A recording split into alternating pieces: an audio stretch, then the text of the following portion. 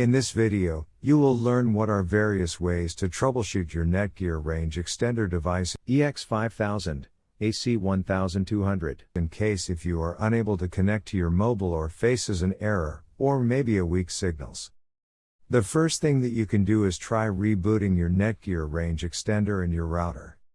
Second, if this does not solve the problem, then try factory resetting your Netgear Range Extender. Or set up your Netgear Range Extender again. The third thing that you can do is make sure that you are using the latest firmware version on your Netgear Range Extender. If you do not know how to update firmware, watch one of our videos on it. Before heading ahead into the video, in case you are facing any issue with your Netgear Range Extender device, get in touch with our Netgear experts.